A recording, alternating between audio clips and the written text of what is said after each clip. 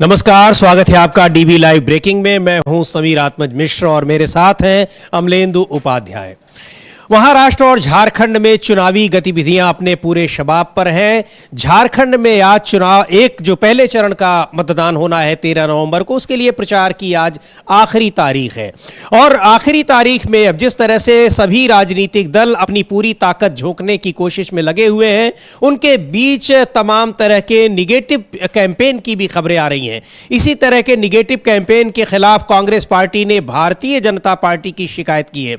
Congress party ने चुनाव आयोग से शिकायत में कहा है कि भारतीय जनता पार्टी ने कांग्रेस, झारखंड मुक्ति मोर्चा और राष्ट्रीय जनता दल के तमाम नेताओं के ऐसे बयानों को अपने एक चुनावी कैंपेन में एक प्रसारित किया है जो बातें उन लोगों ने कही ही नहीं थी। तो इस तरह की यानी एक फेक न्यूज़ फैलाने का आरोप लगाया है भारतीय जनता पार्टी के ऊपर। और कांग्रेस पार्टी ने चुनाव आयोग से मांग की है कि इस विज्ञापन को हटवाया जाए और ये भारतीय जनता पार्टी के ऊपर कानूनी कार्रवाई की जाए। कांग्रेस पार्टी ने अपनी शिकायत में यह भी कहा है कि ये न सिर्फ 1951 के जनप्रतिनिधित्व कानून का उल्लंघन है, बल्कि ये अपराध की श्रेणी में आता है, क्योंकि इसमें बहुत सारे ऐसे झूठे तथ्य, गलत तथ्य प्रस्तुत किए गए हैं जो कि उन नेताओं ने कहे नहीं और उनके जबान से कहा गया उसको बताया जा रहा है। तो इस कैंपेन को लेकर हमलावर हो गई है कांग्रेस पार्टी भारतीय जनता पार्टी के ऊपर। इंडिया गठबंधन के घटक दलों का भी उसको इस पे साथ मिला हुआ है, क्योंकि भारतीय जनता पार्टी ने अपने उस विज्ञापन में सभी तीनों ही जो विपक्षी पार्टियां इंडिया गठबंधन के घटक दल हैं, चाहे वो झारखंड मुक्ति मोर्चा हो, चाहे राष्ट्रीय जनता दल हो या फिर कांग्रेस पार्टी, सभी के नेताओं के बयानों को उसमें जगह दी है। और कांग्रेस पार्टी का आरोप है कि ये सारे बयान गलत हैं, फेक न्यूज़ है, जिन्हें भारतीय जनता पार्टी अपने विज्ञापन में चला रही है और अपने ऑफिशियल जो सोशल मीडिया उसके हैंडल्स हैं उन पर भी उस जो विज्ञापन को चलाया जा रहा है। तो इसे लेकर कड़ी प्रतिक्रिया जताई है कांग्रेस पार्टी के नेताओं ने भी और राष्ट्रीय जनता दल के नेता लालू प्रसाद यादव ने भी इस पर प्रतिक्रिया जताई है। लालू प्रसाद यादव का कहना है कि कितना भी negative campaign Bharatiya Janata party चला ले, झारखंड में उसे कोई फायदा नहीं होने वाला है।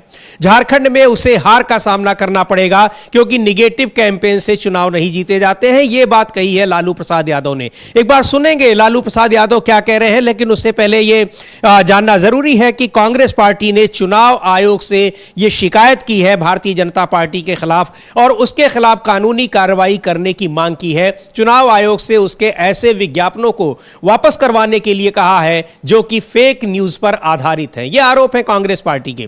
सुनते हैं एक बार लालू प्रसाद यादव क्या कह रहे हैं इस तरह के कैंपेन पर और वहां के जो चुनावी जो स्थिति है उस पर उनका क्या कहना है। हिमंता बिस्वा चाहे योगी जो आ रहे हैं, धार्मिक उन्माद फैला रहे हैं, जो हिंदू मुस्लिम की बात करते हैं, उस पर हो जाएंगे ये दोनों महागठबंधन के उम्मीदवार जीतेगा। यहाँ बयान दे रहे हैं बटोगे तो कटोगे, बटना ही है उनको। जो योगी आते हैं बोलते हैं बटोगे तो कटोगे, उस पर क्या कुछ कहेंगे? बात बोलता है। आए थे मोदी जी, कल आए हुए थे रात में, रोड शो भी किए हैं रांची वगैरह में। क्या फर्क पड़ेगा? कोई फर्क नहीं पड़ेगा। मोदी जी गए, आए सो गए। चलिए, बरकट्ठा में क्या लगता है कि जानकी यादव की जीत होगी? महागठबंधन वापस राजद यहाँ पर अपना गढ़ बना पाएगी। हाँ, पूरा। ओके। तो साफ तौर पर लालू यादव कह रहे हैं कि इस तरह के प्रचार का, इस तरह के कैंपेन का कोई फायदा नहीं होने वाला है और प्रधानमंत्री नरेंद्र मोदी की यात्राओं से भी कोई फायदा नहीं होने वाला है। लेकिन बड़ी खबर यह है कि कांग्रेस पार्टी ने साफ तौर पर फेक न्यूज़ का आरोप लगाते हुए भारतीय जनता पार्टी की शिकायत चुनाव आयोग से की है। और क्या कहा है अमलेंदु जी? और इस जो ये शिकायत है जो चुनाव आयोग के पास दर्ज कराई गई है कांग्रेस पार्टी की, तो मांग की गई है कि उसमें इसको एक तो कैंपेन वापस लेने को कहा जाए और दूसरे कानूनी कार्रवाई की बात कही है। कांग्रेस पार्टी ने साफ तौर पर कहा है कि ये एक आपराधिक कृत्य है, अपराध है ये। और उस शिकायत में क्या खास बातें कही गई? देखिए समीर जी, जो शिकायत की गई है उस शिकायत में चुनाव आयोग को शिकायत करते हुए कांग्रेस की तरफ से कहा गया है कि ये जो आधिकारिक तौर पर जो विज्ञापन जारी किया गया है झारखंड बीजेपी की तरफ से झारखंड में, ये बहुत ज़्यादा घिनौना है और इसको ये केवल चुनाव आचार आदर्श संहिता जो है उसका ही उल्लंघन नहीं है, बल्कि ये गंभीर अपराध भी है। मतलब ये कानूनन अपराध भी है और मानहानि भी एक तरीके से है। उम्मीद ये जताई गई है कि चुनाव आयोग इस पर तुरंत कार्रवाई करेगा और इस मामले को तार्किक निष्कर्ष तक ले जाएगा। ये जयराम रमेश ने इस पर उम्मीद जताई है और लंबा चौड़ा पत्र जो है वो चुनाव आयोग को भेजा गया है समीर जी। तो इसमें एक जो पत्र भेजा है जयराम रमेश ने, कांग्रेस पार्टी के वरिष्ठ नेता हैं, पूर्व केंद्रीय मंत्री हैं, उसमें ये बातें कही गई हैं और न सिर्फ ये जनप्रतिनिधित्व कानून का उल्लंघन है, चुनाव आचार संहिता का उल्लंघन है, बल्कि आपराधिक कृत्य भी है। इस तरह की शिकायत दर्ज कराई है और मांग की है कि भारतीय जनता पार्टी के खिलाफ कार्रवाई की जाए। अब कार्रवाई क्या होती है ये देखने वाली बात है, लेकिन जिस तरह से कानूनी पचड़े में लगातार भारतीय जनता पार्टी फंस रही है और उस पर फेक न्यूज फैलाने के आरोप विपक्षी गठबंधन की ओर से लगाए जा रहे हैं, वो अपने आप में बहुत गंभीर मसला है। इस तरह के आरोप पहले भी लगे, लेकिन चुनाव आयोग की तरफ से ऐसी कोई सार्थक या कह लीजिए कि कोई ठोस कार्रवाई नहीं की गई और लगातार आचार संहिता के उल्लंघन के मामले तो आ ही रहे हैं। इस तरह के मामले भी जिनको आपराधिक कृत्य कहा जा रहा है, उस तरह के मामले भी सामने आ रहे हैं। ऐसे विज्ञापन पर जिस पर आपत्ति जताई है कांग्रेस पार्टी ने और इंडिया गठबंधन ने, वो ऐसे विज्ञापन है जिसमें भारतीय जनता पार्टी ने कांग्रेस पार्टी, झारखंड मुक्ति मोर्चा और राष्ट्रीय जनता दल के नेताओं के उन बयानों को शामिल किया है जो उन्होंने कहा नहीं है। इस तरह के आरोप लगाए हैं कांग्रेस पार्टी ने अपनी शिकायत में, जो उन्होंने चुनाव आयोग के सामने दर्ज कराई है। एक बार वहां पर कांग्रेस पार्टी के जो नेता हैं, प्रवक्ता हैं झारखंड में, उनको सुनते हैं। राकेश सिन्हा को क्या कहा है उन्होंने इन बयानों पर, और वहां भारतीय जनता पार्टी जिस तरह से कैंपेन कर रही है, बटोगे तो कटोगे का एक चर्चित नारा है और इसको भी लेकर वहां बार बार सवाल उठ रहे हैं कि क्यों ये नारे दिए जा रहे हैं, किसके बटने और कटने की बात हो रही है। और दूसरी ओर झारखंड में एक और बड़ा मुद्दा इस समय सुर्खियों में है, वो ये है कि यहां पर बांग्लादेश, भारतीय जनता पार्टी के नेता ये आरोप लगा रहे हैं सरकार पर, जो मौजूदा सरकार है इंडिया गठबंधन की, कि यहां पर ये बांग्लादेशी घुसपैठिए यहां आ रहे हैं। तो उस पर एक तीखी प्रतिक्रिया जताई है कांग्रेस पार्टी ने कि उसकी कौन सी सीमाएं हैं और कहां पर ये इस तरह की चीजें हैं। लेकिन ये आरोप भारतीय जनता पार्टी के नेताओं की ओर से लगातार लग रहे हैं और कांग्रेस पार्टी का आरोप है कि ये सारी चीजें भी उसी फेक न्यूज का हिस्सा है, उसी टूल किट का हिस्सा है जो इंडिया गठबंधन के खिलाफ भारतीय जनता पार्टी इस्तेमाल कर रही है। एक बार सुनते हैं कांग्रेस पार्टी के जो झारखंड के प्रवक्ता हैं, नेता हैं, राकेश सिन्हा, वो क्या कह रहे हैं। जाएगा यानी 43 सीटों के लिए आज चुनाव प्रचार शाम को रुक जाएगा। कैसी रही ये पूरी जर्नी फर्स्ट फेज की आप लोगों के लिए और आपकी पार्टी के लिए? आपके विपक्षी लगातार आप लोग पर आरोप लगाते रहे, क्या कुछ उम्मीद है जनता इस फेज में यानी पहले फेज में किसको बढ़त देगी? देखिए, हम विकास की बात कर रहे हैं, हम राज्य का कैसे उन्नति हो हम उसकी बात कर रहे हैं। लेकिन भारतीय जनता पार्टी कब्रिस्तान की बात कर रही है, श्मशान की बात कर रही है। वो कह रही है कि बटोगे तो कटोगे की बात कर रही है। वो शिक्षा की बात नहीं कर रही है भाजपा। तो स्वाभाविक तौर पे जनता इन बातों को समझती है और जानती है। जनता को पता है कि महागठबंधन ने सरना धर्म कोड विधानसभा से पारित करके केंद्र को भेजने का काम किया था, लेकिन देश के प्रधानमंत्री उस पर कुंडली मारे बैठे हैं और यहां आकर के श्मशान की बात करते हैं, गाय की बात करते हैं।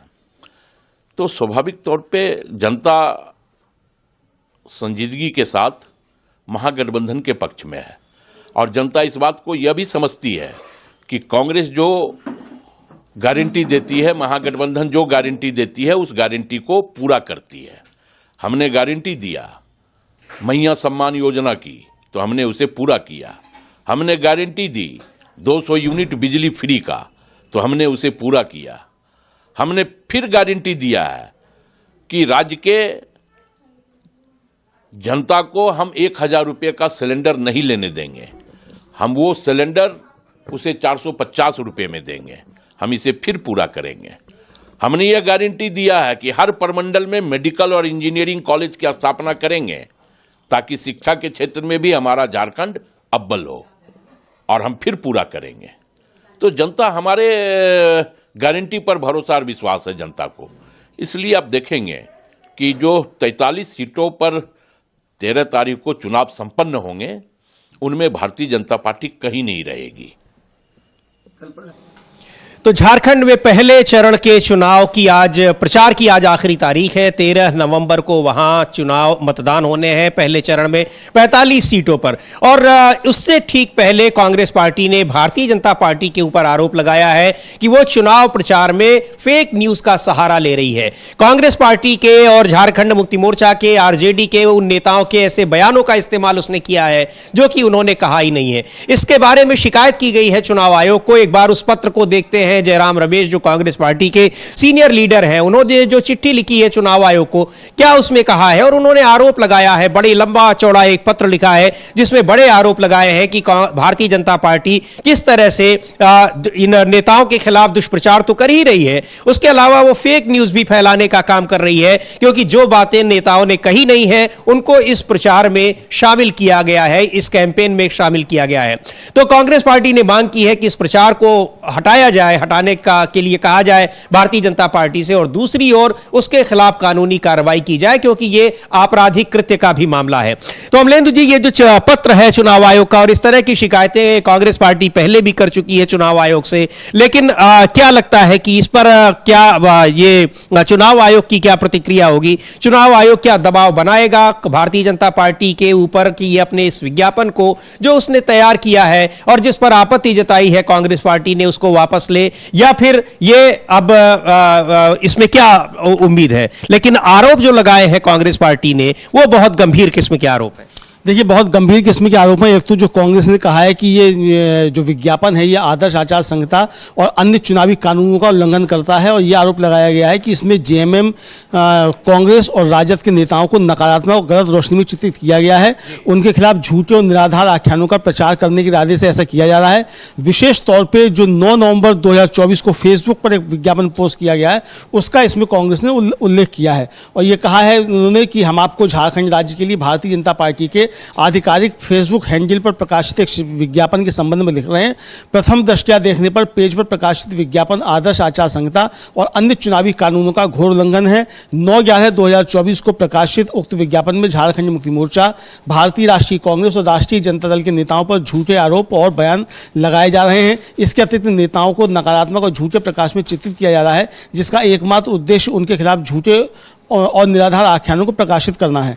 तो ये कहा गया है शिकायत में जो कांग्रेस की तरफ से दर्ज कराई गई है। अब चुनाव आयोग इस पर क्या संज्ञान लेता है ये देखा जाएगा समीर जी, लेकिन महाराष्ट्र में जो एक शिकायत दर्ज कराई गई थी शाइना एनसी की तरफ से, उस पर जो था वो संज्ञान ले लिया गया था। उस पर चुनाव आयुक्त महोदय ने अधिकारियों को चेतावनी ये दी थी कि महिलाओं के खिलाफ अगर कोई बयानबाजी होती है तो उस पर तुरंत गंभीरता से कार्रवाई करें। लेकिन ना बटोगे कटोगे पे अभी तक कुछ आया है, ना एक है तो सेफ है, ना इस पर चुनाव आयोग के कान पे कोई जू रेंगी है अभी तक, और ना इस मसले पर अभी तक कोई जू रेंगी है चुनाव आयोग के कान पे, जो कांग्रेस ने शिकायत दर्ज कराई है, कल शिकायत दर्ज कराई है। अब देखना है कि चुनाव आयोग इस पर क्या कार्रवाई करता है। तो ये शिकायत दर्ज कराई है कांग्रेस पार्टी ने भारतीय जनता पार्टी के खिलाफ कि उसने अपने आधिकारिक सोशल मीडिया हैंडल से जो विज्ञापन चलाए हैं वो विज्ञापन फेक न्यूज पर आधारित है। उसमें कांग्रेस पार्टी के, झारखंड मुक्ति मोर्चा के और आरजेडी नेताओं के उन बयानों का जिक्र किया गया है जो बयान उन्होंने कभी दिए ही नहीं है। तो ये आरोप लगाए हैं, बड़े आरोप हैं, और कांग्रेस पार्टी ने चुनाव आयोग से जो अपनी मांग की है, कहा है कि इस विज्ञापन को हटाया जाए और भारतीय जनता पार्टी के खिलाफ कार्रवाई की जाए। तो यह बड़ी खबर है, और चुनाव आयोग की शिकायत, ये कांग्रेस पार्टी की शिकायत पर चुनाव आयोग क्या संज्ञान लेता है ये देखने वाली बात होगी। लेकिन जिस तरह के आरोप लगाए गए हैं, केंद्र में सत्तारूढ़ पार्टी पर आरोप लगाए हैं, वो अपने आप में बहुत गंभीर प्रकृति के हैं। और यह भी कहा गया है कि न सिर्फ ये जनप्रतिनिधित्व कानून का उल्लंघन करते हैं, आदर्श आचार संहिता का उल्लंघन करते हैं, बल्कि ये अपराध की श्रेणी में इस तरह के कृत्य आते हैं जिसको विज्ञापन के तौर पर ये भारतीय जनता पार्टी ने वहां प्रसारित किया है, सोशल मीडिया हैंडल से अपने प्रसारित किया है, और इसके अलावा कई जगहों पर वो विज्ञापन चल रहे हैं। तो ये बड़ी खबर है। और झारखंड में आज चूंकि वहां 2 चरणों में मतदान होने हैं, तो पहले चरण में 45 सीटें हैं, और उन पहले चरण के चुनाव के लिए आज प्रचार का आखिरी दिन है। अब इस आखिरी दिन से पहले, चुनाव प्रचार से पहले, चुनाव आयोग इस शिकायत पर कोई संज्ञान लेता है या नहीं लेता है, लेकिन यह बहुत गंभीर मसला है और इस पर आरजेडी, झारखंड मुक्ति मोर्चा और कांग्रेस पार्टी तीनों ही भारतीय जनता पार्टी के ऊपर हमलावर है। चुनाव आयोग से भी उनकी शिकायत की गई है। उधर अगर महाराष्ट्र की बात करें तो महाराष्ट्र में भी वहां एक ही चरण में मतदान होने हैं। 20 नवंबर को वहां मतदान की तारीख है और चुनाव प्रचार जिस तरह से चल रहा है दोनों ही पार्टियों में, उसमें भारतीय जनता पार्टी के चुनाव प्रचार को लेकर भारतीय जनता पार्टी के नेताओं का जिस तरह से कैंपेन चल रहा है, अलग अलग नेता, शीर्ष नेता अलग अलग बयान दे रहे हैं, एक दूसरे की काट करने वाले नारे दे रहे हैं, एक दूसरे के विरोध में नारे दे रहे हैं, उसको लेकर काफी वहां पर चर्चा है। और इन सारी चीजों को लेकर वहां जो भारतीय जनता पार्टी का महायुति है यानी एनडीए गठबंधन है, उसमें दो अन्य पार्टियां हैं, एक नाथ शिंदे गुट की शिवसेना और दूसरी है एनसीपी गुट की अजित पवार। तो दोनों ही पार्टियों ने यानी अजित पवार ने और एक नाथ शिंदे ने, इनकी पार्टियों में भारतीय जनता पार्टी ने अपने कई उम्मीदवारों को उनके टिकट पर चुनाव लड़ने के लिए भेजा है। इस पर यह आरोप लग रहे हैं इन्हीं नेताओं का, इन्हीं गठबंधन के जो सहयोगी दल हैं, कि वो कहीं ना कहीं ऐसा लगता है कि उनको कमजोर करने की साजिश है। एक नाथ शिंदे साफ तौर पर कह चुके हैं कि भारतीय जनता पार्टी के नेता गठबंधन धर्म का पालन नहीं कर रहे हैं। लेकिन अब बड़ा सवाल यह है कि जो नेता भारतीय जनता पार्टी के इन दलों में जाकर चुनाव लड़ रहे हैं वो किस तरह से कैंपेन कर रहे हैं। अमलेंदु जी, कई नेताओं की इस तरह की खबरें आ रही हैं जो ये सोच नहीं पा रहे हैं कि उन्हें तारीफ किसकी करनी है, प्रचार किसकी बड़ाई करनी है। जी, ये संकट तो बहुत ज़्यादा है और ये संकट जो शाइना एनसी जो भारतीय जनता पार्टी की नेता हैं और वो अब चली गई हैं एक नाथ शिंदे की शिवसेना में, उनके सामने भी संकट आया और वो समझ ही नहीं पाई कि उनको तारीफ करनी है तो किसकी करनी है और किसकी नहीं करनी है। तो उन्होंने कहा कि प्रधानमंत्री नरेंद्र मोदी की काफ़ी लोकप्रियता है, देवेंद्र फडणवीस की काफ़ी लोकप्रियता है, लेकिन सबसे ज़्यादा लोकप्रियता जो है वो एक नाथ शिंदे की है। तो इतनी जल्दी स्विच ओवर जो है जो हुआ है एक शाइना एनसी का, अब ये देखना है कि 23 नवंबर के बाद वो स्विच ओवर ऐसा ही रहता है कि नहीं रहता है, ये अब देखने वाली चीज़ होगी। लेकिन घमासान मचा हुआ है बीजेपी में और बीजेपी के सहयोगियों में। अब ये समझ में नहीं आ रहा है जो उनके लोगों को कि किसकी तारीफ करें, किसकी तारीफ नहीं करें। इसी तरीके से अजीत पवार जो हैं वो भी रोज अपने बयान किसी तरीके से बदलते रहे। इधर नवाब मलिक ने एक नया शिगुफा छोड़ दिया, उन्होंने कहा कि अजीत पवार और शरद पवार पानी की तरीके से हैं और ये पानी आकर के मिल जाता है तो ये आकर मिल जाएंगे। तो अब बीजेपी क्या करेगी इनका, अब ये समझ में नहीं आ रहा है कि हो क्या रहा है। इधर अजीत पवार दावा कर रहे हैं कि महायुति जो है वो 175 सीटें जीतेगी। ये सारी चीजें चल रही हैं। उसी पर हम आ रहे थे कि अगर शाइना एनसी की जो बीजेपी की नेता रही हैं लेकिन चुनाव एक नाथ शिंदे के शिवसेना से लड़ रही हैं, उनका बयान हम आपको सुनवाना चाहेंगे। लेकिन उससे ज्यादा जो एक महत्वपूर्ण बयान है, अभी तक अजीत पवार का लग रहा था कि वो भारतीय जनता पार्टी के खिलाफ है, भारतीय जनता पार्टी उन पर दबाव बना रही है, कि कई तरह के दबाव बना रही है। ये दबाव भी बनाया और कई नेताओं को अपने वहां पर उनकी पार्टी से टिकट दिलाया है, कमजोर करने का आरोप लगा रहे थे और बहुत सारी चीजें थी जो ये भी खबरें आ रही थी कि अजीत पवार महायुति से अलग हो सकते हैं। लेकिन जो टारगेट फिक्स करने का काम होता है, इस बार भारतीय जनता पार्टी ने नहीं फिक्स किया है, इस बार अजीत पवार फिक्स कर रहे हैं। और एक बार सुनते हैं कि किस कॉन्फिडेंस के साथ वो इस टारगेट को फिक्स कर रहे हैं कि 288 में से 175 सीटें महायुति जीतने वाली है, जिसमें अजीत पवार की भी पार्टी है, भारतीय जनता पार्टी है और शिवसेना एक नाथ शिंदे गुट है। तो सुनते हैं अजीत पवार को, क्या कह रहे हैं वो और कैसे उनको, किस आधार पर उनको ये भरोसा है कि 175 सीटें, ये जो टारगेट है बिल्कुल उसी तरह का जैसे टारगेट फिक्स किया गया था लोकसभा चुनाव में, कुछ उसी तरह का टारगेट है अमलेंदु जी। लेकिन एक बार उस पर आते हैं आगे की क्या आधार है, पहले सुन लेते हैं कि अजीत पवार ने कहा क्या है। 175 से ज्यादा सीटें महायुति को मिलेगी और बारामती में मैं 1 लाख से ज्यादा वोट से चुनाव जीतूंगा। चलो। और ये जो तो बारामती में तो उन्होंने टारगेट अपना फिक्स कर दिया कि 1 लाख से ज्यादा, वहां उन्हीं के अपने भतीजे चुनाव लड़ रहे हैं एनसीपी से, शरद पवार गुट से। शरद पवार यानी जिनके भतीजे खुद अजीत पवार हैं। दिलचस्प लड़ाई है और उसी बारामती सीट के लिए अजीत पवार ने साफ तौर पर प्रधानमंत्री नरेंद्र मोदी को चुनाव प्रचार करने आने के लिए मना कर दिया था कि उनको यहां आने की जरूरत नहीं है। अजीत पवार ही वो नेता है जो लगातार योगी आदित्यनाथ के बयानों को कह रहे हैं कि बटेंगे तो कटेंगे जैसे नारों की महाराष्ट्र को जरूरत नहीं है, ये अपना यूपी बिहार में रखें।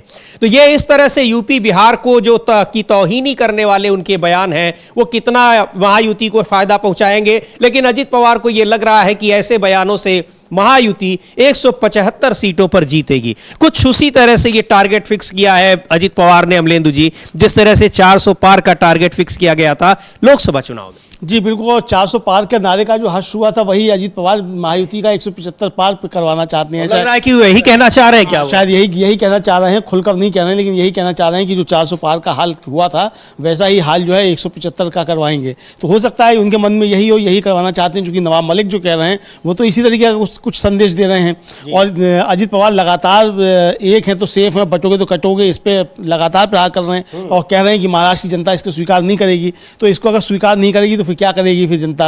अब ये देखना, तो अजीत पवार के मन में क्या है वो अभी समझ में नहीं आ रहा है लोगों को, समीर जी। जी, तो उनके मन में क्या चल रहा है, ऐसा क्यों कह रहे हैं, लेकिन ये बड़ा सवाल है कि किस तरह से उन्होंने भारतीय जनता पार्टी के शीर्ष नेता यानी प्रधानमंत्री नरेंद्र मोदी को अपने बारामती में चुनाव प्रचार में आने के लिए मना किया। उन्होंने कहा कि यहां उनकी जरूरत नहीं है। उसके अलावा जो दूसरे बड़े स्टार प्रचारक हैं यूपी के मुख्यमंत्री योगी आदित्यनाथ, उनका जो एक प्रचलित नारा है जिसका भारतीय जनता पार्टी काफी प्रचार कर रही है कि बटोगे तो कटोगे, उस नारे को लेकर उन्होंने तीखी प्रतिक्रिया दी और कहा कि महाराष्ट्र में इस तरह के नारों की जरूरत नहीं है, महाराष्ट्र यूपी बिहार नहीं है। लेकिन अब वो किस आधार पर कह रहे हैं कि भारतीय जनता महायुति 175 सीटें वहां जीत रही है और खुद बारामती से वो 1 लाख से ज्यादा वोटों से चुनाव जीत रहे हैं। बहरहाल ये तो अब उनकी अपनी बात है, लेकिन जिस तरह से प्रधानमंत्री नरेंद्र मोदी ने जो 5 गारंटी है इंडिया गठबंधन की यानी महाविकास अघाड़ी की, उसको लेकर जो टिप्पणियां की हैं उस पर कांग्रेस पार्टी काफी हमलावर है, इंडिया गठबंधन काफी हमलावर है और उद्धव ठाकरे गुट की शिवसेना के नेता जो आनंद दुबे हैं उन्होंने इस पर तीखी प्रतिक्रिया जताई है और यह कहा है कि उस पर हम जो वादा कर रहे हैं उसको निभाएंगे। कांग्रेस पार्टी ने भी उसको बार कहा कि हमने जिन राज्यों में अपने चुनावी वादे किए थे सरकार बनने के बाद हमने उनको सारे वादे अपने पूरे किए हैं और कर रहे हैं। यहां तक कि जो कांग्रेस शासित राज्य है उनके मुख्यमंत्रियों ने भी वहां प्रेस कॉन्फ्रेंस की पिछले दिनों मुंबई में और यह बताया कि हमने अपने वादों को किस तरह से उन राज्यों में पूरा करने का प्रयास किया है, पूरा कर रहे हैं जो हमने चुनाव से पहले किए थे और जहां चुनाव के बाद हमारी सरकार बनी है। तो सुनते हैं एक बार उद्धव ठाकरे गुट की शिवसेना के नेता आनंद दुबे क्या कह रहे हैं। देखिए, अमित शाह जी बहुत बड़े नेता हैं, देश के गृह मंत्री हैं। हम जानते हैं कि अब चुनाव आ गया है तो वो आएंगे, जुमलेबाजी भी करेंगे। लेकिन आपसे मैं पूछना चाहता हूं कि अगर हम माताओं बहनों के अकाउंट में 3000 रुपए देंगे खटाखट खटाखट खटाखट, तो ये उनको धोखाधड़ी लग रहा है, जुमलेबाजी लग रही है।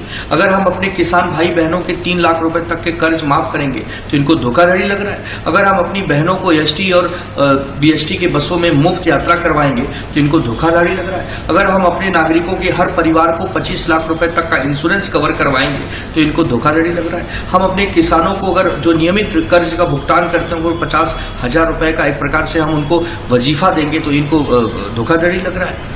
तो हम नहीं समझ पा रहे हैं कि अगर हम बेरोजगार युवकों को अगर 4000 रुपए देंगे जब तक उनको नौकरियां नहीं मिली, जो उनकी नौकरियां महाराष्ट्र आनी थी वो गुजरात चली गई, तो क्या ये धोखाधड़ी है? अरे धोखाधड़ी तो वो है अमित भाई शाह जी जो आपने 2014 में कहा था कि अच्छे दिन आएंगे। विदेशों में जो काला धन छुपा है जब वो हिंदुस्तान आ जाएगा तो 15-15 लाख रुपए तो यूं ही लोगों के खाते में आ जाएंगे। वो धोखाधड़ी थी। धोखाधड़ी तो वो थी कि आपने कहा कि बहुत हो गई महंगाई की मार, अब की बार मोदी सरकार कहां चली गई? महंगाई डैन आज भी हमारे घरों को खा रही है। और धोखाधड़ी तो वो था जब आपने कहा था कि रुपया बहुत तेजी से गिर रहा है, ये यूपीए 2 की सरकार तेजी से गिरेगी या रुपया गिरेगा, उसमें भेदभाव हो रहा था। आज हालत होगी कि 84 रुपए अगर एक तरफ हम रखेंगे तो $1 मिल रहा है देश को। तो इतनी बड़ी खाई आपने कर दी रुपए और डॉलर के बीच में, वो धोखाधड़ी थी। धोखाधड़ी तो वो थी कि जो आपने कहा था कि हर साल 2 करोड़ युवकों को हम नौकरियां देंगे, आज 10 साल से ज्यादा बीत गए, 20 करोड़ लोगों को नौकरियां मिल जानी चाहिए थी। धोखाधड़ी तो वो थी जब आपने कहा कि बहुत बड़ी एफडीआई इस देश में आ रही, कई लाख करोड़ का एमओयू हो रहा है, बहुत सारे रोजगार आएंगे, बहुत सारे रेवेन्यू कलेक्शन होंगे। वो धोखाधड़ी थी। हम तो जो कह रहे हैं डंके की चोट पर कह रहे हैं और मैनिफेस्टो जारी करके कह रहे हैं, लिखित गारंटी दे रहे हैं, आने वाले 100 दिनों में महाराष्ट्र की तकदीर और तस्वीर बदलने की बात कर रहे हैं। आप सिर्फ जुमलेबाजी करते हैं। आपने अपने बयान में कहा है कि हमारी बातों को ज्यादा गंभीरता से न लिया जाए, हम तो जुमलेबाज हैं। ये आपके शब्द हैं, सब कुछ यूट्यूब पर। तो गृह मंत्री अमित शाह के बयानों की भी काफी चर्चा हो रही है और प्रधानमंत्री नरेंद्र मोदी के कुछ बयानों के लिए अमित शाह ने ही ये कहा था कि जुमला है और तब से तमाम चीजों के लिए जुमला शब्द इस्तेमाल होता है। अमलेंदु जी, ये जो बातें कह रहे हैं और गारंटी का जिस तरह से मखौल प्रधानमंत्री नरेंद्र मोदी अपने भाषणों में उड़ा रहे हैं या फिर गृह मंत्री अमित शाह उड़ा रहे हैं, इनका जो इंडिया गठबंधन के घटक दलों के नेता हैं उनका लगातार ये कहना है कि आपके पास करने के लिए कुछ नहीं, आपके पास केवल डराने वाले ही मुद्दे हैं कि जनता को आप कैसे डराएंगे। ठीक उसी तरह जैसे लोकसभा चुनाव में भारतीय जनता पार्टी की रणनीति थी और जिस एजेंडे पर उसने पूरा चुनाव प्रचार अपना जारी रखा। इनके बीच में जो अगर महाराष्ट्र की बात करें तो महायुति के घटक दलों के बीच जिस तरह से एक अविश्वास की भावना बनी हुई है, एक दूसरे के प्रति भरोसे की कमी दिखाई पड़ रही है, जिसका उदाहरण अभी अजीत पवार हो, चाहे उनकी पार्टी के नेता नवाब मलिक हो या फिर एकनाथ शिंदे हो, चाहे भारतीय जनता पार्टी के तमाम नेता हो, यह बात लगातार कही जा रही है कि उनके बीच में किसी तरह का तालमेल नहीं दिखाई पड़ रहा है। यहां तक कि अब वो उस मुद्दे पर भी बात होने लगी है कि चुनाव के बाद अगर भारतीय महायुति जीतती भी है, हारती है तब तो भविष्य क्या होगा एकनाथ शिंदे का ये नहीं पता, लेकिन जीतती भी है तो क्या भविष्य होगा, क्या वो मुख्यमंत्री बने रहेंगे या फिर नहीं बने रहेंगे। अमित शाह के कुछ जो ताजा तरीन बयान है वो इसका क्या संकेत दे रहे हैं अमलेंदु जी? देखिए, उसका साफ संकेत अमित शाह ने दे दिया है कि एकनाथ शिंदे मुख्यमंत्री नहीं बनेंगे, क्योंकि अमित शाह का कहना है कि अभी तो हमारे मुख्यमंत्री एकनाथ शिंदे हैं, लेकिन सरकार बनेगी तो उसके बाद मिल बैठकर तय करेंगे। तो मिल बैठकर तय क्या करेंगे? जब सबसे ज़्यादा आपके प्रत्याशी लड़ रहे हैं तो इसका मतलब आपकी ज़्यादा चुनकर आएंगे अगर सरकार बनती है, इसका मतलब एकनाथ शिंदे का मामला निपट जाएगा। उनको निपटा दिया अमित शाह ने साफ तौर पर कह के कि चुनाव के बाद तय करेंगे। इधर समीर जी, एकनाथ शिंदे भी इस बात को अच्छे तरीके से समझ गए हैं कि बीजेपी उनको निपटाने पर लगी हुई है। एकनाथ शिंदे ने भी अपनी तैयारियां शुरू कर दी हैं। अब जैसा कि हमने बताया था कि वो जो एकनाथ शिंदे की पार्टी में शामिल हो गई हैं, बीजेपी की प्रवक्ता थी शाइना एनसी, उन्होंने कहा है कि प्रधानमंत्री नरेंद्र मोदी और देवेंद्र फडणवीस से भी ज्यादा लोकप्रियता एकनाथ शिंदे की है। यानी अब एकनाथ शिंदे ने बीजेपी के लोगों को तोड़ना शुरू कर दिया है। तो एक बार सुन लेते हैं शाइना एनसी ने क्या कहा है, उनका ये बयान सुन लेते हैं। भारतीय जनता पार्टी छोड़कर वो आई है शिवसेना में और शिवसेना से उनको टिकट दिया गया है और इस तरह के कई बीजेपी के नेताओं को एकनाथ शिंदे गुट की शिवसेना से टिकट मिला है और अजित पवार की एनसीपी से मिला है। तो पहले सुनते हैं शाइना एनसी क्या कह रही हैं, जो शिवसेना एकनाथ शिंदे गुट की उम्मीदवार है बीजेपी वहां पर महाराष्ट्र में। देखिए, प्रधानमंत्री की लोकप्रियता है, माननीय उप मुख्यमंत्री देवेंद्र जी की लोकप्रियता है, लेकिन सबसे ज्यादा लोकप्रियता है वो है हमारे मुख्यमंत्री एकनाथ जी शिंदे का। स्पष्ट रूप से दिखाई देता है कि बीजेपी, शिवसेना, मनसे, आरपीआई सभी यहाँ समर्थन दे रहे हैं। मैं मानती हूँ कि महायुति की विचारधारा उसी की विशेषता है। ये जो ताकत आप देख रहे हैं, जनता जानती है कि ये जो बोलते हैं करते हैं, ये देना बैंक है, बाकी सब लेना बैंक है। आपका जो कॉन्स्टिट्यूएंसी है वो हम मोस्ट कॉन्ट्रोवर्शियल कॉन्स्टिट्यूएंसी माना जा रहा है, इस बारे में क्या कहेंगे आप? कॉन्ट्रोवर्शियल नहीं है, बैकवर्ड है। अफसोस की बात है कि 15 साल एक आमदार और 10 साल एक खासदार और कोई तरक्की नहीं हुआ है। आप देखें तो एक एक घर में आज भी वही परिस्थिति है जो हमने देखा है इतने साल। अभी तक प्लान्स तक सबमिट नहीं हुए हैं। मैं आपको वादा देती हूँ कि सच्चाई के साथ काम करूंगी। आदरणीय प्रधानमंत्री, मुख्यमंत्री और उप मुख्यमंत्री का आशीर्वाद है और उसी दृष्टि से हम काम करेंगे हमारे मुंबई के लिए। 3 टर्म्स यहाँ पे एमएलए रह चुके हैं। तो ये शाइना एनसी थी जो कि भारतीय जनता पार्टी की नेता थी, पहले प्रवक्ता थी, लेकिन अब वो शिवसेना से चुनाव लड़ रही हैं, एकनाथ शिंदे गुट की शिवसेना से। एकनाथ शिंदे गुट की शिवसेना, एनसीपी, अजित पवार गुट और भारतीय जनता पार्टी, ये महायुति गठबंधन के तहत 7 चुनाव लड़ रहे हैं, एनडीए गठबंधन के तहत वहां पर। लेकिन इनके बीच में जिस तरह से विरोधाभास दिखाई पड़ रहे हैं, वैचारिक विरोधाभास दिखाई पड़ रहे हैं और वहां पर इन पार्टियों के भीतर आपसी जो टसल दिखाई पड़ रही है, वो किस तरह से महायुति को 175 ले जाएगी, जैसा कि अजित पवार कह रहे हैं, यह अपने आप में देखने वाली बात है। और खुद अजित पवार सबसे ज्यादा हमलावर है भारतीय जनता पार्टी के स्टार प्रचारकों के बयानों पर। वहां उन्होंने उत्तर प्रदेश के मुख्यमंत्री योगी आदित्यनाथ के बयानों की जिस तरह से आलोचना की है और साफ तौर पर प्रधानमंत्री नरेंद्र मोदी को मना किया कि बारामती में उनका चुनाव प्रचार करने के लिए उन्हें आने की जरूरत नहीं है, वो सक्षम है अपना प्रचार करने के लिए। ये सारी बातें दिखा रही हैं कि तीनों ही दलों के भीतर अविश्वास की स्थिति बनी हुई है। अमलेंदु जी। जी बिल्कुल, तीनों दलों में अविश्वास की स्थिति काफ़ी ज़्यादा बनी हुई है और भाजपा में अंदरूनी घमासान भी काफ़ी ज़्यादा मचा हुआ है। देवेंद्र फडणवीस और पीयूष गोयल के बीच में भी बताया जाता है बहुत खटपट चल रही है, चूंकि समझा यह जा रहा है कि अगर बनती भी है सरकार तो देवेंद्र फडणवीस भी नहीं बनेंगे, पीयूष गोयल को दिल्ली से भेज दिया जाएगा। इस तरीके की भी कॉन्स्पिरेसी थ्योरीज चल रही हैं। तो बीजेपी के अंदर काफ़ी ज़्यादा चल रहा है। इधर जो कटोगे बटोगे था, इस पर तमाम लोग जो अपने अपने तरीके से प्रहार कर रहे हैं। अब संजय सिंह जो आम आदमी पार्टी के सांसद हैं वो कल थे महाराष्ट्र में, और जो एनसीपी शरद पवार के नेता हैं जितेंद्र आवाड, उनके चुनाव प्रचार में थे और वहाँ उन्होंने जो कहा वो बड़ी बढ़िया बात कही है संजय सिंह ने। उन्होंने कहा कि बटोगे तो तुम्हारे सरकारी स्कूल बंद हो जाएंगे, महंगाई आसमान पर पहुंच जाएगी, किसान और नौजवान अपनी जान लेने को मजबूर होगा। ना बांटिए ना कटिए, मिलकर भाजपा को रपटिए।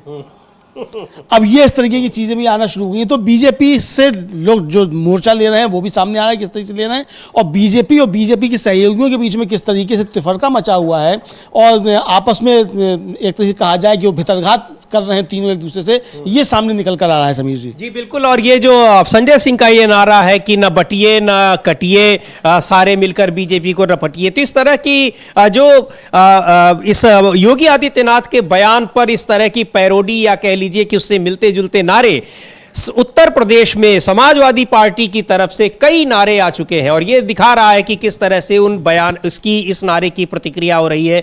बटने और कटने की जगह वहां पर जुड़ने, और जुड़ने के बाद फिर किस तरह से आगे बढ़ने की स्थितियां आएंगी, वो ऐसे उस तरह के नारे वहां पर गढ़े जा रहे हैं, दिए जा रहे हैं। लेकिन इस नारे के विरोध में जिस तरह का नारा प्रधानमंत्री नरेंद्र मोदी की तरफ से आया है, और आज महाराष्ट्र के तमाम अखबारों में बड़े बड़े उससे संबंधित विज्ञापन दिए गए हैं जिनमें केवल प्रधानमंत्री नरेंद्र मोदी की तस्वीर दिखाई पड़ रही है, वो भी बड़ा दिलचस्प है। और यह दिखा रहा है कि क्या योगी आदित्यनाथ के बयान में वो खुद अलग थलग पड़ते दिखाई पड़ रहे हैं, क्योंकि जब प्रधानमंत्री नरेंद्र मोदी ही उनके बयान के विपरीत जा रहे हैं, अगेंस्ट जा रहे हैं, और दूसरी ओर वहां पर गठबंधन के सहयोगी साफ तौर पर कह रहे हैं कि महाराष्ट्र में आप ऐसे बयानों को लेकर बताइए, हमें इसकी जरूरत नहीं है, तो वो क्या दिखा रहा है। तो बहुत सारी चीजें हैं, और क्या ये सब चीजें किस तरह से वहां तीनों ही पार्टियों के भीतर क्या स्थितियां बनाए हुए हैं, ये अपने आप में बड़ा दिलचस्प है। लेकिन बहुत सी चीजें ऐसी हैं जिनमें ये योगी आदित्यनाथ का ये नारा भी बड़ा मायने रखता है, उसकी काफी चर्चा हो रही है, और ऐसा लग रहा है कि इस नारे पर वो अपने जो शीर्ष नेता हैं पार्टी के, उनकी निगाह में वो अलग थलग पड़ते दिखाई पड़ रहे हैं।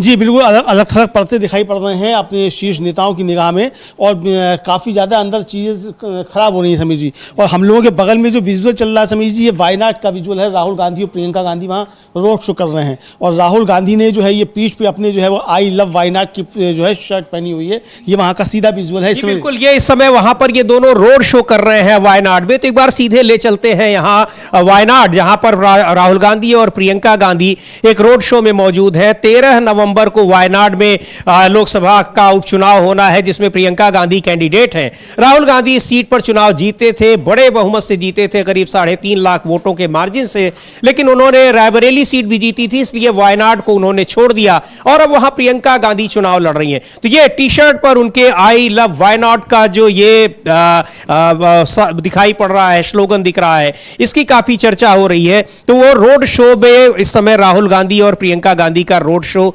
वायनाड में चल रहा है। 2 जगहों पर उनके रोड शो होने हैं, और आज का, चूंकि वहां भी आज कैंपेन का आखिरी दिन है, और इस जो अगर हम वायनाड की बात करें, यहां पर किस तरह से चुनाव चल रहे हैं, जबकि यहां प्रियंका गांधी के खिलाफ भारतीय जनता पार्टी की कैंडिडेट भी है, और जो कम्युनिस्ट पार्टी सीपीआई की भी कैंडिडेट है।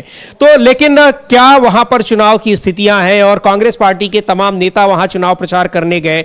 डीके शिव कुमार जो कर्नाटक के उप मुख्यमंत्री है और काफी बड़े अच्छे एक स्ट्रेटेजिस्ट माने जाते हैं, चुनावी रणनीतिकार भी माने जाते हैं, उन्होंने वायनाड चुनाव को लेकर क्या कहा है, जो उपचुनाव हो रहे हैं जहां कांग्रेस की उम्मीदवार प्रियंका गांधी है। सुनते हैं एक बार डीके शिव कुमार को वायनाड चुनाव को लेकर उन्होंने क्या कहा है। तो ये वायनाड से हम सीधे अभी तस्वीरें देख रहे हैं, जिसमें राहुल गांधी और प्रियंका गांधी एक रोड शो कर रहे हैं। सीधे चलते हैं एक बार इस रोड शो में, और उसके बाद सुनेंगे कि डीके शिव कुमार जो कर्नाटक के डिप्टी सीएम हैं, उन्होंने क्या कहा है वायनाड चुनाव को लेकर।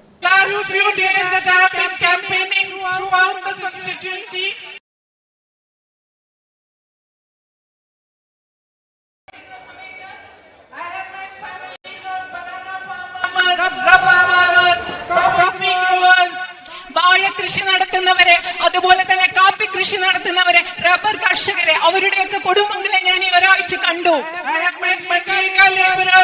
തൊഴിലുറപ്പ് തൊഴിലാളികളെ ഞാൻ കണ്ടു. ചെറുപ്പക്കാരായ ആദിവാസി.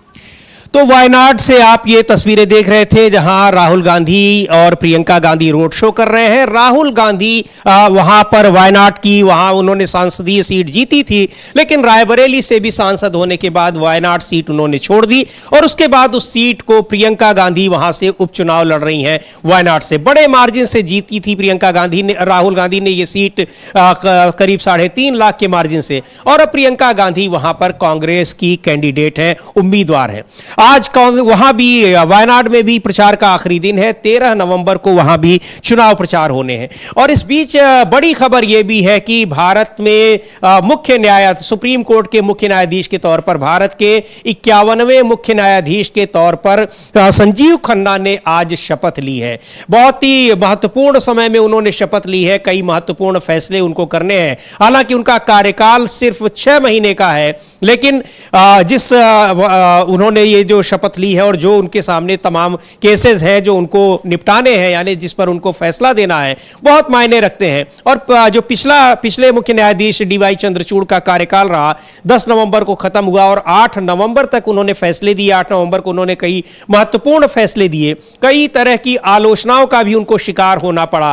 उन सारी परिस्थितियों में संजीव खन्ना का यह कार्यकाल कितना चुनौतीपूर्ण होगा, यह देखने वाली बात होगी। लेकिन तमाम जो एक कंट्रोवर्शियल फैसले रहे हैं उसमें संजीव खन्ना भी उसमें उस जो पीठ रही है सुप्रीम कोर्ट के जजेस की, उसके हिस्सेदार रहे हैं। और आने वाले दिनों में भी उनको कुछ इस तरह के फैसले देने हैं। तो काफी चुनौतियों का सामना है उनके लिए, लेकिन महत्वपूर्ण बात है कि उनको केवल उनका कार्यकाल सिर्फ 6 महीने का रहेगा। अमलेंदु जी। जी बिल्कुल 6 महीने का रहेगा। और आज उन्होंने देश के 51वें चीफ जस्टिस के तौर पे शपथ ले ली है। राष्ट्रपति द्रौपदी मुर्मू ने उनको राष्ट्रपति भवन में पद और गोपनीयता की शपथ दिलाई और लगभग 6 महीने का उनका कार्यकाल रहेगा। अगले माह वो अगले साल वो रिटायर हो जाएंगे जस्टिस संजीव खन्ना। और जस्टिस डीवाई चंद्रचूड़ के उत्तराधिकारी एक तरीके से वो हैं। जस्टिस चंद्रचूड़ कल रिटायर हुए तो आज उन्होंने शपथ ली है। जस्टिस चंद्रचूड़ का कार्यकाल काफ़ी ज़्यादा एक तरीके से कहा जाए वो चर्चा में रहा या कहिए विवादित रहा, ऐसे भी कह सकते हैं। हालांकि बहुत महत्वपूर्ण फैसले जस्टिस चंद्रचूड़ ने दिए, लेकिन जाते जाते चंद्रचूड़ साहब जिस तरीके से प्रधानमंत्री नरेंद्र मोदी से मिले उसको लेकर काफ़ी ज़्यादा उनकी निंदा हुई जस्टिस चंद्रचूड़ की, और उनके कई फैसलों को उस रोशनी में देखा गया। हालांकि जाते जाते उन्होंने जो फैसले दिए वो काफ़ी ज़्यादा एक तरीके से कहा जाए कि वो लैंडमार्क जजमेंट्स कहे जा सकते हैं, वो उस तरह के जजमेंट थे। अब जस्टिस संजीव खन्ना को पर भी देखना होगा कि ये किस तरीके के जजमेंट देते हैं। हालांकि जस्टिस संजीव खन्ना ने जो अरविंद केजरीवाल का मसला था समीर जी, उसमें इंटरिम जमानत स्वतः दी थी, जबकि जमानत मांगी नहीं थी, केस खत्म करने के लिए गया था और वो केस खत्म भी किया गया था। तो ये एक तरीके से अब जस्टिस संजीव खन्ना के ऊपर भी नजर रहेगी कि बहुत महत्वपूर्ण फैसले आने हैं इन 6 महीनों में, उन पर जस्टिस संजीव खन्ना का रुख कैसा रहता है। जी बिल्कुल। और कुछ महत्वपूर्ण फैसलों की अगर बात करें कि बहुत छोटा कार्यकाल जरूर है, महज 6 महीने का कार्यकाल है जस्टिस संजीव खन्ना का, लेकिन उसमें जो उनको महत्वपूर्ण फैसले उनके सामने आए हैं, जो आएंगे, जिन पर उन्हें फैसला देना है, उसमें चुनाव आयोग के सदस्यों की जो इनके अपॉइंटमेंट की प्रक्रिया है उस पर भी एक उन्हें फैसला देना है। जो तरीका अभी सरकार ने बनाया और कि किस तरह से चुनाव आयोग के सदस्यों की नियुक्ति की जाएगी, काफी कंट्रोवर्शियल है और वो मामला सुप्रीम कोर्ट में गया है, उस पर फैसला देना है संजीव खन्ना को। इसके अलावा बिहार में जातिगत जनगणना जो की गई थी और मुख्यमंत्री नीतीश कुमार ने कराई थी, उसकी वैधता का मामला भी सुप्रीम कोर्ट में पहुंचा है, वो भी यहां पर शामिल है। और भी कई महत्वपूर्ण फैसले ऐसे हैं जिसमें राजद्रोह से जुड़े कुछ मामले भी हैं कि किन मामलों में इस तरह के जो कानून है उस पर कार्रवाई की जानी चाहिए। तो ऐसे मामले हैं जो संजीव खन्ना के सामने आएंगे और एक चुनौती भरा कार्यकाल होगा उनका 6 महीने का। और इस बीच एक बड़ी खबर है कि केरल से ही वो खबर है, लेकिन वो जुड़ी हुई है गौतम अडानी से संबंधित, अमलेंदु जी, जिसका अभी आप बताना चाहते हैं जिसके बारे में कि वहां जो उनको कुछ एयरपोर्ट्स पर अब उनके लिए दिक्कतें हैं, उनको जो तमाम सुविधाएं और जगहों पर मिल रही हैं वो वहां पर केरल के तिरुवनंतपुरम हवाई अड्डे पर नहीं मिलेगी, यानी वहां उनको जीएसटी देना होगा क्या, और उसके बारे में जानकारी है, अपडेट है? हाँ, एक तो वहाँ का जो जीएसटी प्राधिकरण है उसने ये फैसला सुनाया है कि जो रख रखाव का जो 50 साल का ठेका उनको मिला है अडानी की कंपनी को, अडानी तिरुवनंतपुरम अंतर्राष्ट्रीय हवाई अड्डे का, और जो भारतीय विमानपत्तन प्राधिकरण है उसके बीच जो उनका समझौता हुआ है, ये समझौता जो है इसको सेवाओं की आपूर्ति पर जीएसटी देना पड़ेगा।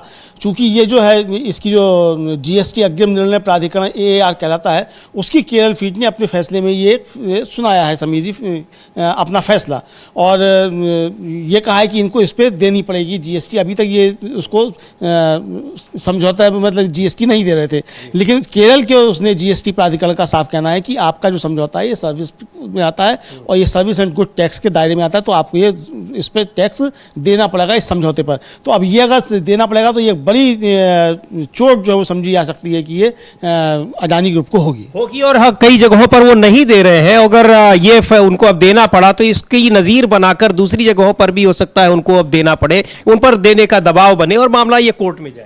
जी बिल्कुल जा सकता है। इसी तरीके से राजस्थान, गुजरात और यूपी में जो है वो अडानी की कंपनी जीएसटी नहीं देती है एयरपोर्ट्स पे, लेकिन अब अगर एक प्राधिकरण का फैसला आ गया है एक राज्य के, तो हो सकता है दूसरे राज्यों के प्राधिकरण से भी इस तरीके का फैसला है, या फिर ये केंद्रीय प्राधिकरण को जाता है। अभी ये देखना होगा, अब केंद्रीय प्राधिकरण में आता है तो वहाँ किस तरीके से फैसला होता है ये देखा जाएगा। लेकिन फिलहाल जो है कि बड़ी चोट समझी जाती है और ये देश के लिए अच्छी खबर समझी जाती है कि यानी आप जनता से तो खाल खींच ले रहे हैं जीएसटी के नाम पर, और अडानी जी को आप जीएसटी के नाम पर छोड़ दे रहे हैं। हमारे साथी यश के पास इससे संबंधित तमाम जानकारी है, कुछ और अपडेट्स हैं। तो यश, अगर आप बता सकें इसके बारे में कि ये क्या है, कि इसमें कुछ और पॉइंट्स क्या हैं और इसका क्या फैसला आगे भी पड़ने वाला है? देखिए समीर जी, केरल हाईकोर्ट की जीएसटी पीठ ने जो फैसला सुनाया है उसको इसलिए अहम माना जा रहा है क्योंकि अडानी के पास और भी जो राज्यों में एयरपोर्ट्स के ठेके हैं, जैसे हम बात करें राजस्थान की, हम बात करें यूपी की, हम बात करें गुजरात की, इन राज्यों में जिन एयरपोर्ट्स का ठेका अडानी की कंपनियों को मिला हुआ है वहाँ अडानी कोई जीएसटी पे नहीं करते हैं, और यही सिलसिला केरल के तिरुवनंत एयरपोर्ट में भी चल रहा था। इनके बीच में समझौता ये हुआ था, एयरपोर्ट अथॉरिटी ऑफ इंडिया और अडानी की कंपनी के बीच में ये 50 साल का समझौता था। इसके तहत अडानी को इसका प्रबंधन, इसका संचालन और इसके विकास का काम देखना था, लेकिन इस पूरी प्रक्रिया में जीएसटी का भुगतान नहीं किया जा रहा था अडानी की तरफ से। इस पर केरल की जो हाईकोर्ट की जो जीएसटी पीठ है उसका ये कहना है कि ये कोई ट्रांसफर ऑफ बिजनेस नहीं है, ये सप्लाई ऑफ सर्विसेज का काम है और इसके तहत आपको जीएसटी देना होगा, ये आप पे लागू होता है। तो 18% की जीएसटी इस पर लगाई जाएगी, और चूंकि केरल भाजपा शासित राज्य नहीं है तो इन्होंने हिम्मत दिखा दी और लगा दिया जीएसटी अडानी पे। लेकिन इसके अलावा जो अभी मैंने 3 अन्य राज्यों के नाम बताए, गुजरात, यूपी, राजस्थान, तीनों जगह भाजपा की सरकार है, और इस पड़ताल तो नहीं किया, लेकिन पड़ताल करें तो हो सकता है अन्य भी जो बीजेपी शासित राज्य हैं वहां भी यही ढर्रा चल रहा होगा और वहां भी जो अडानी की कंपनियां हैं वो जीएसटी पे नहीं कर रही होंगी। तो यही है। और आपको एक और चीज मैं बता दूं, अभी जब इस खबर के लिए मैं जानकारी जुटा रहा था, जयपुर को लेकर, जयपुर एयरपोर्ट का जो प्रबंधन अडानी के पास है, वहां की पीठ ने यह फैसला सुनाया था कि आपको भुगतान करने की कोई जरूरत नहीं है जीएसटी की, आप संचालन जारी रखें। तो एक पीठ फैसला सुना रही है कि अडानी को कोई जीएसटी देना ही नहीं है, लेकिन एक पीठ फैसला सुना रही है कि आपको इसका भुगतान करना पड़ेगा। अलग अलग हाई कोर्ट्स के, तो हाई कोर्ट्स के अलग अलग फैसले कैसे आ रहे हैं, जबकि काम तो एक ही तरह से संचालित हो रहा है। आप वहां भी प्रबंधन देख रहे हैं, आप वहां भी संचालन देख रहे हैं, आप वहां भी जो एयरपोर्ट के विकास है उस काम को देख रहे हैं। तो फिर अलग अलग फैसले की अगर नियम है जीएसटी पे करने का, तो जिस भी राज्य में आप प्रबंधन देख रहे हैं एयरपोर्ट का, चाहे वो भाजपा शासित राज्य हो, गैर भाजपा शासित राज्य हो, हर जगह आपको जीएसटी पे करना चाहिए। तो ये जो फैसले आ रहे हैं उसमें अलग अलग में किसका प्रभाव है, क्या यही है मोदी है तो मुमकिन है यही है कि बीजेपी शासित राज्यों में मोदी जी हैं आपके दोस्त, तो वहाँ A1 A2 को फायदा मिल रहा है। बड़ा सवाल है कि ये हज फैसले जो है वो हाईकोर्ट की तरफ से आ रहे हैं, तो उस पर सरकारों के रहने न रहने का फर्क नहीं पड़ना चाहिए, लेकिन ये महत्वपूर्ण बात है कि किस तरह से वहाँ, जी हाँ, हाईकोर्ट की नहीं है, ये जीएसटी अपीली प्राधिकरण की, ये जीएसटी की अपील, उसको मतलब उसको बराबर का दर्जा होता है हाईकोर्ट का, तो हाईकोर्ट के बराबर का दर्जा है, मतलब वो ट्रिब्यूनल एक तरीके से आप उसको समझ सकते हैं। उनके फैसले हैं गुजरात, राजस्थान और उत्तर प्रदेश, इन तीनों के अपीलीय प्राधिकरण ये फैसला सुना चुके हैं कि अडानी जी को जीएसटी नहीं देना है।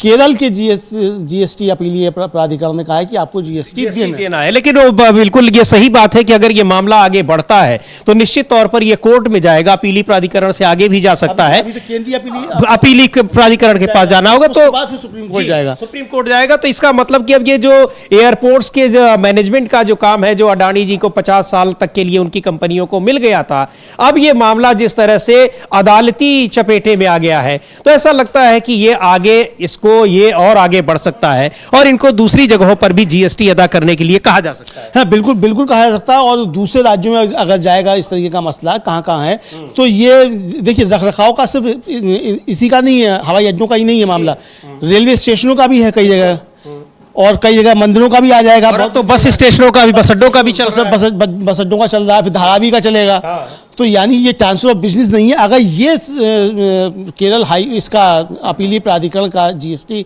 अपीली प्राधिकरण का अगर पहुंचता है मामला आगे तक और इसी पे रहता है, तो फिर एक बड़ा झटका फिर होगा। और लेकिन सरकार के लिए देखा जाए तो उसके लिए रेवेन्यू का एक बड़ा सोर्स होगा, जो कि लाखों करोड़ों रुपए, हजारों करोड़ रुपए का ये सिस्टम है, जो कि जीएसटी के रूप में सरकारों को मिलेगा, वहां की राज्य सरकारों को और केंद्र सरकार को। तो ये एक बड़ा झटका कहा जा सकता है गौतम अडानी के लिए, उनकी कंपनी के ऊपर, जिस तरह से ट्रिब्यूनल ने 18% जीएसटी देने को कहा है, जो हवाई अड्डों के रखरखाव की जिम्मेदारी उनको अगले 50 साल तक के लिए दी गई है। तो ये बड़ी खबर है और बड़ी खबर आपके सामने हम इस जो डीबी लाइव ब्रेकिंग में हम आपके सामने रख रहे थे। आप तमाम और दूसरी खबरों के लिए, अपडेट्स के लिए बने रहिए डीबी लाइव के साथ। हमारे नियमित कार्यक्रमों को आप देखते रहिए और जो कुछ भी अपडेट्स होंगे इन तमाम खबरों से संबंधित, चुनाव से संबंधित, वो आपको डीबी लाइव में मिलता रहेगा। अब इस कार्यक्रम को यहीं समाप्त करते हैं। मुझे और अमलेंदु उपाध्याय को दीजिए अनुमति। नमस्कार।